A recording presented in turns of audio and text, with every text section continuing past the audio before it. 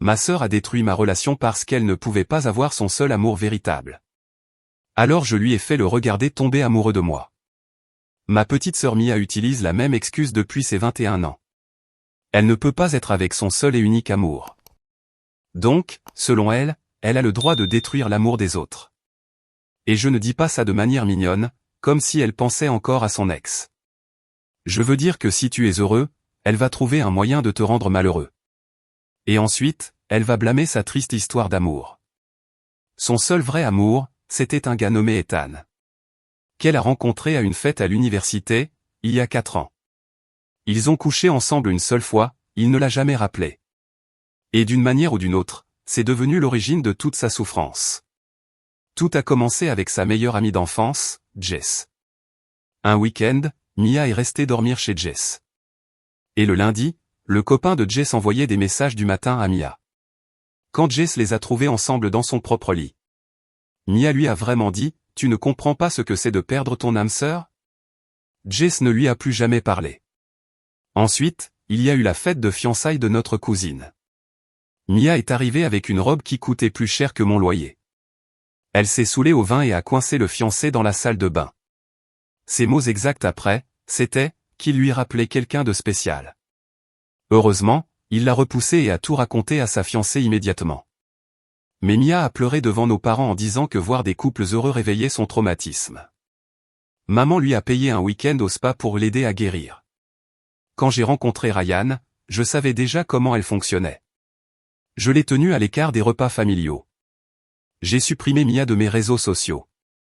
Et j'ai dit à Ryan que ma sœur traversait une période difficile et qu'elle avait besoin d'espace. Pendant 2 ans, ça a marché. On s'est fiancés au printemps dernier. On avait prévu une petite cérémonie, rien de luxueux, juste nous et nos amis proches. Mais j'ai fait une erreur. J'en ai parlé au dîner d'anniversaire de maman. Les yeux de Mia se sont illuminés comme si Noël était arrivé en avance. « Je suis tellement heureuse pour toi », m'a-t-elle dit en me prenant dans ses bras. « Quand est-ce que je vais le rencontrer ?» Une semaine plus tard, Ryan m'a montré son téléphone en rigolant. « Ta sœur m'a trouvé sur Instagram avec un faux compte. Regarde ses messages. » On les a lus ensemble en se moquant de son désespoir. Et ensuite, il a promis de la bloquer. 3 semaines avant mon mariage, j'ai attrapé une grosse grippe. Ryan était censé passer la journée au tournoi de golf de son frère. Mais une amie, qui habite près de l'immeuble de Mia, m'a envoyé un message. Elle m'a dit qu'elle avait vu la Tesla de Ryan sur le parking visiteur. J'ai senti mon cœur se glacer. J'ai pris la voiture, même fiévreuse. Et j'ai utilisé la clé de secours que Mia m'avait donnée pour les urgences. Je les ai trouvés sur son canapé. Sa tête sur ses genoux, sa main dans ses cheveux. Tous les deux à moitié déshabillés. Elle m'a regardé, les fausses larmes déjà prêtes. « Je suis tellement désolé », a-t-elle murmuré. « C'est juste qu'il me rappelle tellement Ethan. » Et je suis parti en courant. Il n'a même pas essayé de sauver ce qu'on avait. C'est là que j'ai décidé qu'elle allait comprendre ce que ça fait de perdre. Tu vois, le fameux Ethan, si mystérieux, qui avait soi-disant disparu. En réalité, on se suivait sur Instagram depuis 3 ans. On avait des amis en commun de la fac. On aimait parfois les publications de l'autre, mais on n'avait jamais vraiment parlé. Il vivait à 3 heures de route, travaillait comme kiné. Et postait des vidéos de son Golden Retriever. Alors, je lui ai envoyé un message privé. Et, c'est bizarre, mais ma sœur a eu un truc avec toi à l'université. Et elle vient de ruiner mon mariage. Tu veux m'aider à ruiner sa vie ? Il a répondu en 12 minutes. Mia ? La fille qui est venue chez ma mère ? Je suis partant. Il s'avère qu'elle avait conduit jusqu'à sa ville natale. S'était présentée à la mère d'Ethan comme une vieille connaissance. En racontant une version tordue où il était l'amour de sa vie. Et qu'ils avaient été séparés par les circonstances. Sa pauvre mère l'avait cru. Elle avait invité Mia à boire du thé, elles avaient pris des selfies. Et elle avait même posté « Moment avec ma chère future belle-fille ». Ethan m'a tout envoyé, capture d'écran, vidéo. Et même un message audio de sa mère disant. Mais elle avait l'air tellement sincère, « Chérie, je suis désolé si j'ai causé des problèmes. » C'est là que j'ai compris, Mia n'allait jamais s'arrêter. Elle ne savait pas aimer, seulement posséder. Et ce qu'elle ne pouvait pas posséder, elle le détruisait. Mais cette fois, elle ne s'attendait pas à deux choses. Que je ne sois plus la sœur qui laisse tout passer. Et qu'Ethan soit prêt à jouer le jeu. On a tout planifié. Il allait venir me rendre visite le week-end du repas familial. Je n'avais pas parlé à Mia depuis que je l'avais surprise avec Ryan. Mais je savais qu'elle viendrait, parce que c'était l'anniversaire de notre père. Et que personne ne ratait jamais la fête de la famille parfaite. Et moi, j'allais arriver main dans la main avec Ethan, en riant. Faisant exactement ce qu'elle avait toujours rêvé de faire avec lui. Le vendredi, je suis allé chercher Ethan à la gare routière. Il était encore plus beau en vrai. Charismatique, drôle, gentil. Le genre d'homme qui brille sans faire d'effort. Le genre qu'on ne peut pas manipuler, et il le savait. Dans la voiture, on a répété nos répliques, coordonné nos gestes. Et le samedi à 13h, on s'est garé devant chez mes parents. Je suis entré avec une robe neuve, des talons hauts et un grand sourire. Ethan m'a pris la main comme si on était ensemble depuis toujours. Mia était dans le salon en train de rire avec notre oncle. Quand elle nous a vus, son rire s'est étranglé. Tout le monde, ai-je dit comme si c'était naturel. Voici Ethan. Son nom l'a frappé comme un éclair. Elle est devenue blanche, puis rouge, puis elle a forcé un sourire. Ethan, a-t-elle dit en riant nerveusement. Waouh, quelle coïncidence. Il a souri poliment. Salut Mia. Content de te revoir. Ça a détruit le peu de contrôle qu'elle essayait encore de garder. Elle a bredouillé quelque chose, mais j'étais déjà assise, main dans la sienne. À prendre des photos, publier des stories. Chaque geste était une lame dans son ego. Pendant le repas, elle a essayé de parler avec lui. De se souvenir de moments de la fac, qui n'avaient jamais eu lieu. Mais Ethan me regardait tout le temps, m'appelait mon amour. Me mettait le bras autour des épaules. Et à chaque fois, Mia serrait les lèvres comme si elle avalait du verre. Après le toast d'anniversaire, elle n'a plus supporté. Elle s'est enfermée dans la salle de bain.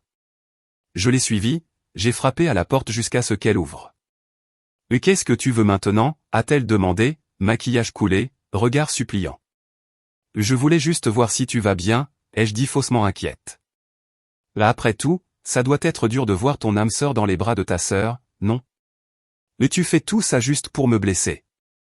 Et toi, tu as détruit mes fiançailles juste parce que tu ne supportais pas de me voir heureuse. Alors non, Mia, ça ici, c'est juste de la justice. L'île était à moi, a-t-elle crié en frappant le mur. Je l'ai vu en premier, je l'ai senti en premier. Non, Mia, tu l'as vu une seule fois. Et lui, il ne t'a jamais aimé. Tu as inventé une histoire d'amour dans ta tête.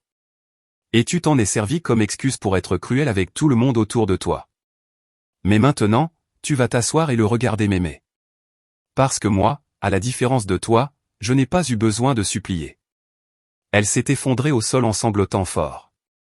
Maman a frappé à la porte, demandant si tout allait bien. J'ai ouvert et je suis sorti, la tête haute. Je suis retourné au salon et me suis assise à côté d'Ethan. Il m'a embrassé le front et m'a murmuré. Elle va encore plus péter un câble. T'es prête? J'ai souri. Je n'ai jamais été aussi prête. Le lendemain, les retombées ont commencé. Maman m'a appelé tôt pour me demander d'avoir de l'empathie. Elle a dit que Mia avait pleuré toute la nuit, qu'elle était fragile. Et que j'aurais dû éviter de la provoquer.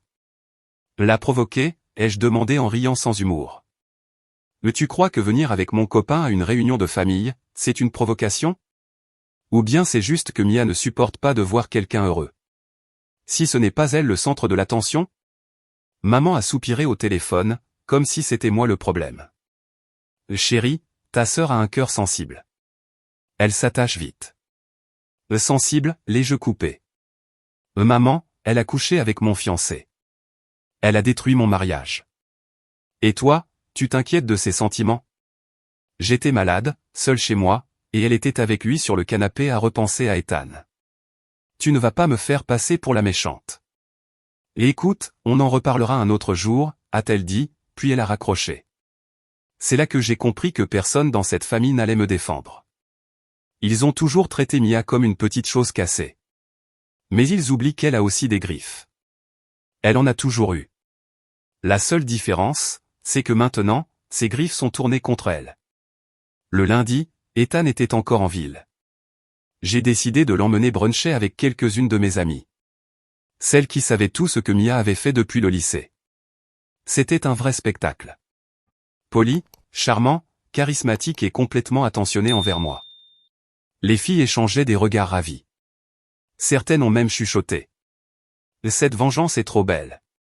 Mais le meilleur moment est arrivé l'après-midi. Ethan a posté une photo de nous sur Instagram, enlacés dans un parc. Légende simple. Parfois, l'amour apparaît quand on s'y attend le moins. Les commentaires ont commencé discrètement. Une cousine, une ancienne camarade de classe, des émojis de cœur. Mais ensuite, Mia est apparue. Mia, mon âme sœur, a commenté, c'est dégoûtant. Vous savez ce qu'il signifie pour moi. Ethan a liké son commentaire et a répondu avec une précision chirurgicale. On a couché ensemble une seule fois, Mia. Une seule fois. Et tu m'as suivi dans la rue le lendemain. Ce n'est pas de l'amour, c'est de l'obsession. Boum. En moins d'une heure, la publication est devenue un sujet dans nos cercles sociaux. Des gens qui connaissaient Mia depuis le lycée ont commencé à commenter des choses comme « Enfin, quelqu'un le dit. J'ai toujours trouvé étrange la façon dont elle parlait de lui. Le karma existe. » Elle est restée silencieuse sous la publication, mais elle m'a envoyé une série de messages vocaux sur WhatsApp. Elle pleurait, criait, demandait comment j'avais pu utiliser ça contre elle. Un des messages vocaux se terminait par « Tu es en train de détruire ma vie par vengeance ?» J'ai répondu par un simple message écrit. Je ne fais que montrer comment on se reconstruit après avoir été détruite. Chose que tu n'as jamais su faire. Et ensuite, sans cérémonie, je l'ai bloquée. Mais ce n'était pas encore fini. Elle ne savait pas que je n'allais pas laisser tomber aussi facilement. Et effectivement, jeudi soir, j'ai reçu une notification. Mia avait posté sur Instagram. Un selfie avec un visage triste, les yeux gonflés, la lumière tamisée de sa chambre. Et la légende. Il est difficile de voir sa sœur voler l'homme qu'on aime. Se moquer de ta douleur et être applaudi pour ça. Je ne suis pas parfaite, mais personne ne mérite ça. Plus de 1000 likes. Des gens commentaient. Force à toi. Prends soin de toi. Tu vas t'en sortir. Et ce qui a le plus fait mal, certaines personnes proches de moi ont repartagé la publication. Le lendemain matin, je suis allé chez mes parents. Maman a ouvert la porte, surprise. Que fais-tu ici? Je suis venu parler à tout le monde. Je suis entré. Papa était dans le salon. Mia est descendue les escaliers comme si elle allait à un enterrement. En jogging, cheveux attachés, ce visage qui dit « Je suis la victime ». Il s'est passé quelque chose, a-t-elle demandé d'un ton presque doux. Oui, il s'est passé quelque chose. Ça suffit que tu manipules tout le monde pour sortir encore une fois comme la pauvre petite. Je me suis arrêté au milieu du salon. Je les ai regardés tous les deux. Maman, papa, vous avez vu la publication? Vous trouvez vraiment ça juste? Vous vous souvenez de qui a détruit les fiançailles de qui? Chérie, ce n'est pas comme ça qu'on règle les choses, attends tes mamans. Pas cette fois. Maintenant, vous allez m'écouter. Je me suis tourné vers Mia. Tu as séduit Ryan. Tu m'as poignardé dans le dos. Tu t'es excusé avec de fausses larmes et tu as cru que tu allais rester la princesse de la famille. Mais cette fois, la situation s'est inversée. Maintenant, c'est toi qui es au sol, en train de pleurer. Et cette fois, personne ne viendra te sauver. Parce qu'un post dramatique ne va pas effacer les captures d'écran. Les messages audio, les témoignages. Tout le monde a vu qui tu es vraiment. Le masque est tombé. Mia est restée silencieuse, en pleurs. Papa baissait les yeux. Je suis fatigué d'être la fille oubliée pendant que vous soutenez ces petits théâtres. Ça suffit. Maintenant, la scène est à moi. Et le public est de mon côté. Je suis sorti sans attendre de réponse. Dans la voiture, Ethan était au volant, la radio allumée. Et un café pour moi dans le porte-gobelet. Alors, a-t-il demandé. C'était magnifique, ai-je répondu. Elle a enfin compris qu'elle n'a plus aucun pouvoir. Il a souri. Tu sais quoi? Me venger d'elle, c'était encore plus thérapeutique que je ne l'imaginais. Oui. Et tu sais ce qui est encore mieux? Quoi? La deuxième partie arrive. La deuxième partie a commencé par une invitation. La soirée d'ouverture du nouveau restaurant de mon ami André. Un chef bien connu ici, avec plein d'influenceurs locaux et une grande couverture sur les réseaux. Mia, bien sûr, était obsédée par ce genre d'événement. Elle faisait toujours semblant d'avoir une vie qu'elle n'avait pas. Elle postait des photos dans des cabines d'essayage, comme si les vêtements étaient à elle. Elle commandait de la nourriture chère pour la photo. Puis la retournait par la porte de service. Tout était basé sur les apparences. Mais cette fois, elle n'était pas sur la liste. Moi, si. Et en plus, on est arrivé en beauté. Le photographe à l'entrée nous a arrêtés pour prendre des photos. Une d'entre elles est apparue sur une page événementielle de la ville avec la légende. Le couple du moment, Mélissa et Ethan, volent la vedette à l'inauguration. Mia a vu ça le lendemain, évidemment. Elle a posté une de ses stories habituelles, une pique à peine voilée. Certaines personnes ont besoin des projecteurs pour exister. Moi, je préfère la profondeur. Profondeur de qui? D'une fille qui s'est jetée dans les bras de mon fiancé 3 semaines avant mon mariage. Et qui maintenant pleure sur Internet. Parce que le gars qu'elle connaissait à peine est devenu mon petit copain. Le samedi suivant, autre événement. Le mariage de notre cousine Amanda. Mia avait toujours été proche d'Amanda.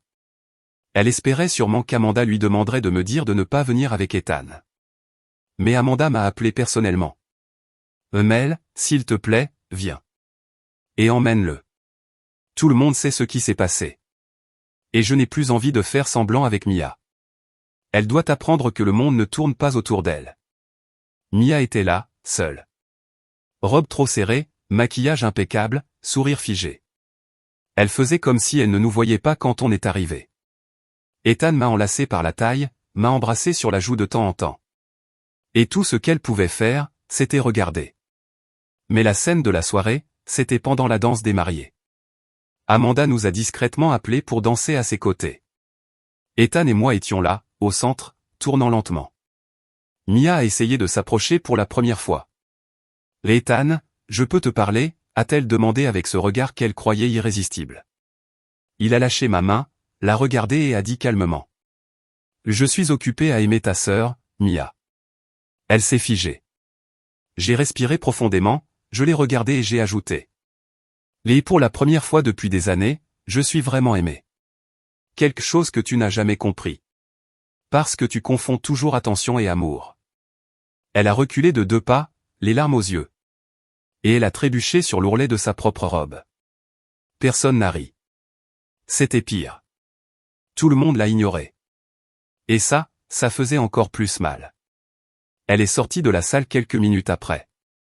Et moi, j'ai continué à danser. Pour la première fois depuis longtemps, je sentais que c'était moi qui avais gagné. Mais ma partie préférée arrivait encore. Quelques semaines plus tard, j'ai été invité à participer à un podcast. Sur le thème de la reconstruction et des nouveaux départs. Je n'ai pas cité de nom, mais j'ai raconté l'histoire. La sœur narcissique, le fiancé infidèle, la vengeance bien pensée. Et bien sûr, l'amour inattendu. L'épisode est devenu viral. Des gens de tout le pays m'ont envoyé des messages pour me féliciter. Disant qu'ils s'identifiaient. Mia a écouté. Je le sais. Parce que le même jour, elle m'a envoyé un message privé. Mais tu as vraiment besoin de t'exposer comme ça juste pour avoir des applaudissements? J'ai répondu sans hésiter. Ce n'est pas de l'exposition. C'est de la libération. J'ai vécu des années dans ton théâtre. Maintenant, l'histoire est à moi. Et la scène aussi. Elle n'a jamais répondu. Dans les jours qui ont suivi, j'ai appris par d'autres que Mia s'isolait. Certaines marques avec lesquelles elle voulait collaborer ont coupé les ponts. Les gens ont commencé à parler de son obsession pour Ethan. La réputation qu'elle s'était construite à coups de filtres et de phrases toutes faites a commencé à s'effondrer. Et ce n'est pas moi qui l'ai détruite. Elle s'est coulée toute seule. Et moi, je continuais à vivre. Ethan n'était plus seulement une pièce dans ma vengeance. En vérité, au milieu de tout ce chaos, il était devenu un refuge. Un refuge qui avait l'apparence d'un complice. mais qui était aujourd'hui un vrai partenaire. Et chaque jour qui passait, je voyais que tout ce que Mia avait essayé de détruire m'avait en fait rendue plus forte. Et elle, qui avait toujours voulu gagner par la manipulation, n'avait maintenant plus que le silence pour lui tenir compagnie. La première fois que j'ai réalisé que je ne pensais plus à Ryan, c'était un matin ordinaire, quelques semaines après le mariage d'Amanda. On était dans mon appartement. Le soleil entrait doucement par la fenêtre. Ethan était dans la cuisine, torse nu, en train de faire des pancakes. Comme il le faisait depuis la première semaine où il était venu chez moi. Et pendant qu'il fredonnait doucement une chanson des années 2000. En faisant des petits pas de danse ridicules qui me faisaient rire. Je me suis rendu compte que Ryan n'était plus qu'une faible ombre dans un coin poussiéreux de ma mémoire. Ce n'était plus de la vengeance. C'était la manière dont Ethan me prenait la main. Même quand ce n'était pas nécessaire. C'était comment il écoutait mes histoires d'enfance avec un vrai sourire. Même s'il les connaissait déjà. C'était la façon dont il me regardait quand je lisais sur le canapé. Comme s'il n'avait besoin de rien d'autre au monde. Je ne m'attendais pas à ça quand je lui ai envoyé ce message impulsif. Pour détruire le rêve de ma sœur. Je pensais que ce serait temporaire. Qu'il ferait semblant un moment, jusqu'à ce que Mia abandonne. Jusqu'à ce que je me sente vengé. Et que la vie redevienne normale. Mais ce n'est jamais redevenu comme avant. Ethan est devenu une habitude. Une présence. Une sécurité. Il a rencontré mes amis, s'est intégré à mon cercle professionnel. Il a commencé à laisser des brosses à dents et des t-shirts chez moi. Quand ma voiture est tombée en panne. Il a été le premier à venir avec un café et une dépanneuse. Quand j'ai eu une crise d'angoisse avant une présentation importante. Il s'est assis avec moi par terre, dans la cuisine. Sans parler, juste en tenant ma main. Jusqu'à ce que je puisse respirer à nouveau. Et Ryan? Même pas une pensée. Même pas une comparaison. Rien. Lui, qui avait été le centre de mon monde. N'était plus rien. Parce que maintenant, j'avais quelqu'un qui était là. Même les jours ordinaires. Ryan, c'était des promesses pour plus tard. Ethan, c'est des gestes, maintenant.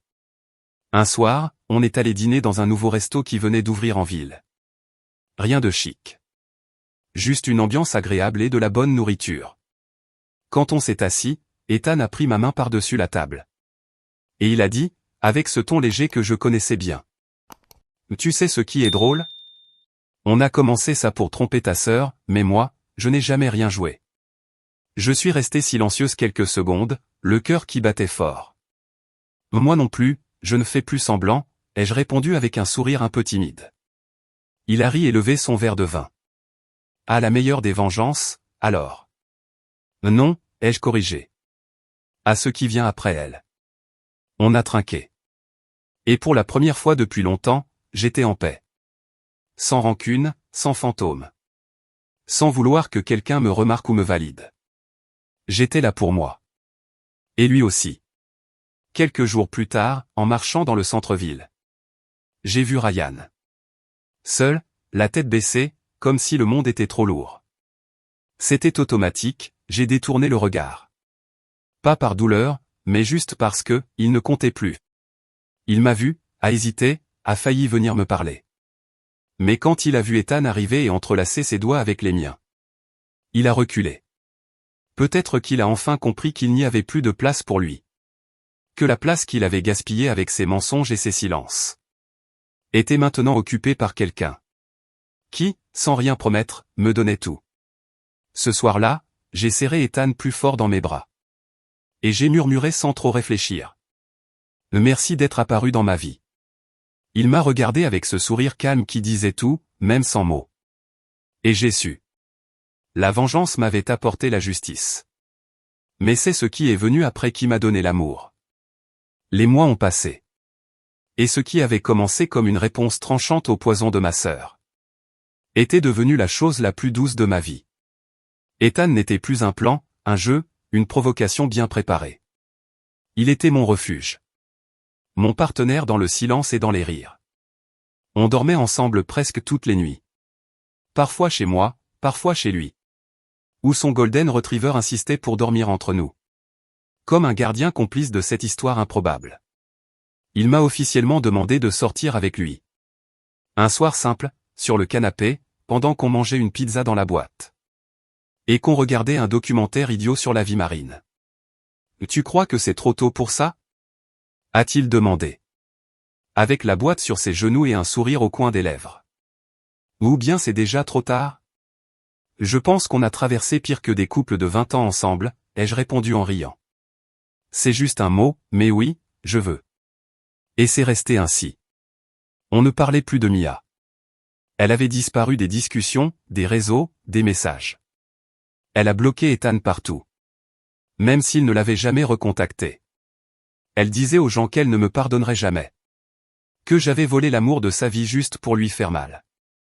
Mais elle n'a jamais reconnu qu'elle avait détruit mon mariage avant tout ça. Mais tu sais quoi? Je m'en fichais. Au début, je pensais que ça m'importerait. Que je continuerais à ruminer le fait qu'elle ne reconnaisse jamais sa faute. Que j'espérerais des excuses qui ne viendraient jamais. Mais en vérité, la liberté que j'ai ressentie en arrêtant de chercher l'approbation de Mia a été le plus beau cadeau que ce chaos m'a offert. Elle ne m'a pas pardonné. Elle n'est pas venue à mon anniversaire. Elle n'a pas répondu au message de ma mère pour Noël. Elle est restée à l'écart, blessée, en colère. Et moi, j'ai continué ma vie. Je suis parti en week-end à la campagne avec Ethan. J'ai rencontré sa mère, cette fois officiellement. Je l'ai aidé à peindre les murs de sa nouvelle clinique. J'ai appris à gérer son chien bordélique. Et petit à petit, on a construit une routine. Légère, vraie. Sans masque. Sans jeu. Un jour, on était allongé dans le hamac. Juste à écouter le vent et les oiseaux. Et il m'a dit. Tu crois encore que tout ça, c'était juste une vengeance? J'ai réfléchi quelques secondes. Et j'ai souri, en tournant la tête vers lui. Peut-être que ça a commencé comme ça. Mais ça a fini par être la meilleure chose que j'ai faite pour moi. Il m'a embrassé le front. Et on est resté en silence. La vengeance est devenue amour. Et ironiquement, c'est sûrement ça qui a le plus blessé Mia. Elle voulait toujours être le centre, la plus belle, la plus désirée. La plus digne d'attention. Mais c'est loin de la scène. Loin du scénario qu'elle a toujours voulu écrire. Que j'ai trouvé ce qu'elle a passé sa vie à faire semblant d'avoir. Je n'ai jamais été celle qu'on met en avant dans la famille. Jamais la plus aimée. Jamais la sœur parfaite. Mais j'ai été la seule à transformer la douleur en force. Le rejet en liberté. Et la vengeance en amour. Et ça, personne ne me l'enlèvera jamais. 6 mois plus tard. Alors que je croyais que toutes les tempêtes étaient passées. J'ai reçu un appel inattendu. C'était Ryan. Je n'ai pas décroché la première fois. Ni la deuxième. À la troisième, Ethan était à mes côtés et m'a dit simplement. Réponds. Tu as besoin de fermer ce chapitre? Allô? Ai-je répondu d'une voix neutre. Mélissa, c'est moi, a-t-il dit, la voix fatiguée, brisée. Est-ce qu'on peut parler en personne? J'ai failli raccrocher. Mais Ethan avait raison. Il y avait quelque chose que je devais entendre. On s'est donné rendez-vous dans un café neutre. Loin de tout souvenir commun. Quand je suis arrivé, il était déjà là. Cheveux en bataille, cernes profondes. Il semblait avoir vieilli de plusieurs années en quelques mois. Merci d'être venu, a-t-il dit sans me regarder dans les yeux. Qu'est-ce que tu veux, Ryan? Il a soupiré profondément. Je voulais m'excuser, vraiment. Et expliquer. Et expliquer quoi? Que tu tenais la main de ma sœur 3 semaines avant notre mariage. Ce n'était pas comme ça, a-t-il murmuré. Elle est venue me voir pendant que tu étais malade. Elle m'a dit qu'elle devait me parler de toi. Qu'il y avait des choses à savoir sur ton passé avant qu'on se marie. Un nœud s'est formé dans mon ventre. Typique de Mia. Et tu l'as cru? Elle t'a montré des preuves. Des choses crédibles? Elle a dit que tu avais brisé la vie d'une fille au lycée. Que tu étais manipulatrice, rancunière? Elle m'a montré d'anciennes conversations sorties de leur contexte. Il m'a enfin regardé. Je me suis senti perdu. J'ai eu peur. Et donc tu as couché avec elle? Il a secoué la tête, paniqué. Elle m'a dit qu'elle m'aimait depuis toujours. Qu'elle n'avait rien dit par respect pour toi. Que si j'annulais le mariage, elle serait là pour moi. J'étais saoul. J'étais déboussolé par tout ce qu'elle m'avait balancé. Ryan, ai-je coupé. Rien de tout ça ne justifie ce que tu as fait. Je sais. Des larmes se sont formées dans ses yeux. 5 minutes après ton départ, j'ai compris. Compris qu'elle m'avait manipulé. Que tout était faux. Que j'avais détruit la meilleure chose de ma vie à cause d'elle. Je suis restée silencieuse longtemps. Tu sais ce qui me fait le plus mal, Ryan? Ce n'est même pas ce que tu as fait.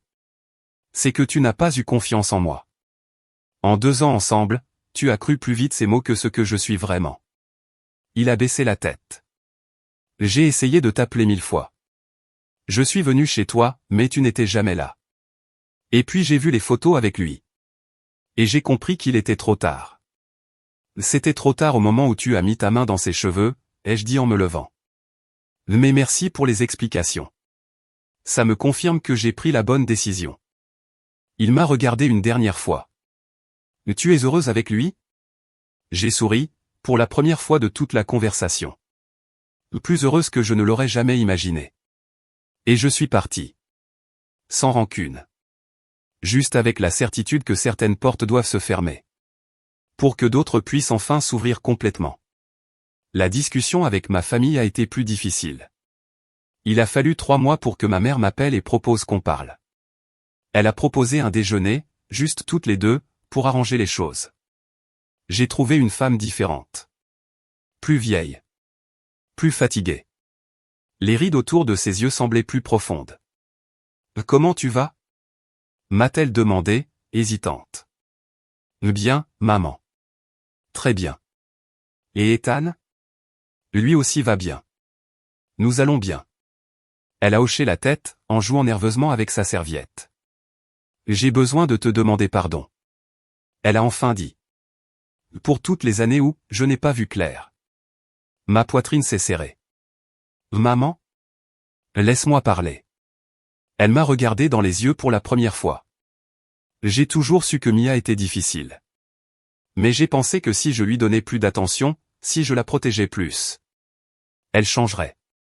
Et en faisant ça, je t'ai oublié. Je t'ai laissé gérer seule les conséquences de ces problèmes. Les larmes ont coulé sur mon visage. Après ce jour où tu nous as confrontés, j'ai commencé à rassembler les morceaux. Les amis que Mia a perdus. Les petits amis qui disparaissaient. Les histoires qui ne collaient jamais. Et j'ai compris que vous me racontiez des versions très différentes. De la même histoire. Et j'ai toujours choisi de croire la sienne. Pourquoi ? Ai-je demandé, la voix brisée. Parce qu'elle pleurait plus fort, a admis ma mère, la voix cassée. Parce que tu semblais plus forte. Plus capable de te débrouiller toute seule. Et j'ai confondu force et absence de besoin. On est resté en silence quelques minutes. Et maintenant ? Ai-je demandé. Comment va Mia ? Elle a déménagé dans un autre état. Elle est en thérapie. Elle dit qu'elle a besoin de recommencer loin de tout ça. Ma mère a hésité. Elle m'a demandé de te dire qu'elle sait qu'elle avait tort. Mais qu'elle ne peut pas encore te demander pardon. Et moi, je ne peux pas encore pardonner, ai-je répondu honnêtement. Peut-être un jour. Mais pas maintenant. Je comprends. Elle a tendu la main au-dessus de la table. Est-ce que je peux essayer d'être une meilleure mère pour toi ? J'ai pris sa main. On peut essayer d'être une meilleure famille. Mais ça prendra du temps. Elle a souri, les larmes aux yeux. J'ai le temps. Quelques semaines plus tard. Mon père est venu chez moi sans prévenir. Avec un bouquet de fleurs. Et une tête de quelqu'un qui ne sait pas trop quoi dire. « Je peux entrer ?» a-t-il demandé timidement. « Bien sûr, papa. » Ethan était dans la cuisine. Et a salué mon père poliment avant de nous laisser seuls. « Je l'aime bien », a dit mon père sans détour. « Il a l'air d'un bon gars. » C'est le cas. Je suis venu parce que ta mère m'a dit que vous aviez parlé. Et je me suis rendu compte que je ne t'avais jamais demandé pardon. Mon père n'était pas du genre à parler beaucoup. Alors ça m'a surprise. J'ai toujours su que Mia avait des problèmes, a-t-il continué. Mais j'ai pensé que ce n'était pas mon affaire. Que c'était une histoire de femme. Que ta mère allait gérer. Mais au final, vous avez toutes les deux souffert. Et toi, surtout. Papa. Non, laisse-moi finir. Il s'est assis au bord du canapé. J'ai échoué comme père. J'ai échoué à te protéger. J'ai échoué à l'éduquer. Et j'ai échoué à vous apprendre, à toutes les deux. Que des sœurs sont censées se soutenir, pas se détruire. Un nœud s'est formé dans ma gorge. Ta mère m'a raconté ce que Ryan t'a fait. Ce que ta sœur t'a fait. Il a secoué la tête. Si c'était moi, je ne pardonnerais jamais. Mais toi, tu as su transformer toute cette douleur en quelque chose de beau. Et je suis fier de toi. Ce sont les mots que j'ai attendus toute ma vie. Merci, papa. Tu crois qu'il est encore temps pour que tu sois un meilleur père? J'ai souri, même avec les yeux mouillés. Il y a toujours du temps. Ce soir-là, j'ai tout raconté à Ethan. Il a écouté en silence, en me tenant juste la main. Comment tu te sens? A-t-il demandé quand j'ai fini. Libre, ai-je répondu, étonné par mes propres mots. Pour la première fois, vraiment libre. Et Emilia? J'ai réfléchi un instant. J'espère qu'elle trouvera la paix, loin de moi. Mais j'espère qu'elle la trouvera. Il a souri et m'a embrassé le front. Tu es incroyable, tu le sais? Nous sommes incroyables, ai-je corrigé. Nous. Et c'était vrai. Parce qu'au final, ce n'était pas seulement gagner contre Mia. Ou me venger d'elle. C'était apprendre que je méritais d'être aimé correctement. Défendu, respecté. C'était découvrir que la famille. Ce n'est pas seulement ceux avec qui on est. Mais ceux qui choisissent de rester à tes côtés. C'était réaliser que parfois. Pour trouver l'amour de ta vie. Il faut d'abord arrêter d'accepter des miettes. De ceux qui ne t'ont jamais vraiment valorisé. Et aujourd'hui, quand je me réveille à côté d'Ethan. Avec le chien dormant à nos pieds. Je sais. Toutes les batailles en valaient la peine. Parce qu'elles m'ont amené ici. À lui. À nous. À la paix.